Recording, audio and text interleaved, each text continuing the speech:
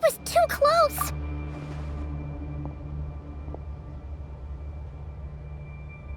We barely made it out of there alive! What's that guy's deal? How'd he get so crazy strong? He's a threat to this entire nation. I doubt his strength could even be measured by conventional standards. I have a question. When me and a nefer showed up, we saw him chasing after this lady like he wanted her dead. What was that all about? We weren't there for the whole thing either. They were already duking it out by the time we arrived. Yeah, we didn't see how it all started. It all escalated so quickly, we had no choice but to step in. Kuthar, can you shed any light on the situation?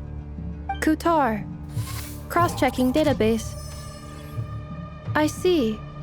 So you're the one that the Frost Moon Scions refer to as the Moon Goddess? Wait, she's the moon goddess? Oh, no wonder she looks just like all those statues. There are many reasons why people might worship the moon, and just as many why they might despise it. I've never met that person before, but there was no mistaking his deep-seated hostility towards me. Why he holds me in such contempt, I cannot say. But since he hunts the power of the moon, it's no surprise that I am a target. Kuthar. There are many potential motives. For instance, you help the traveler escape his grasp. This could be his way of taking revenge.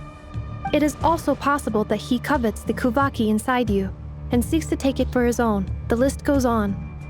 But right now, devising a counter-strategy should be our #1 priority. The likelihood of this location being discovered is close to 100%. A counter-strategy? But we don't stand a chance against an enemy like this. Surely our only option is to run. He's not gonna chase us to the end of the world, right? So as long as we can sneak out of nod-krai undetected... No, I can't say that. Come on, Yehoda, this is serious stuff. You can't suggest we all just chicken out. Running is our only option. Huh? You seem surprised, but what other choice do we have? We are facing an enemy we cannot possibly defeat in battle. Well, I mean, yeah, but still. It's not too late. I can distract him, so you'll have plenty of time to make your escape. Wait, what? You're gonna act as bait? Doesn't that make sense? I'm the one he's after. There's no need for you to risk your necks on my behalf. A coyote doesn't stop for bypassers while it's howling at the moon. What is it, Lama? The Frost Moon Scions have already grown accustomed to life without their goddess. My presence here is no longer essential, and this is not my home, so you needn't ask me to stay. We can't just roll over and let him get away with this. That's not our style. Yeah, we can't just call it quits after everything we've been through together. Besides, she'd pretty much saved my life back there. If I just ditched her now, I'd never forgive myself. We can't overlook that you have saved our lives multiple times now. To talk of returning the favor would be a little crass for my liking. But suffice to say that we are friends, and friends look out for one another. Rerir's true objective remains unclear. Even if we were to sacrifice Miss Kuthar, there's no guarantee he would stop. But... Kuthar, I know why you left the Frost Moon Scions so long ago. It was because people started treating prayer as a form of trade. They would make self-centered wishes, force you to accept meaningless offerings in return, and then expect you to perform miracles for them, as if that were their entitlement. If it were me, I might have walked away too. But I believe that time can change everything, and that sometimes it takes losing something precious to appreciate its true worth. After much reflection, I've realized that this was never about whether the Frost Moon Scions need you. Any relationship based on need is purely transactional.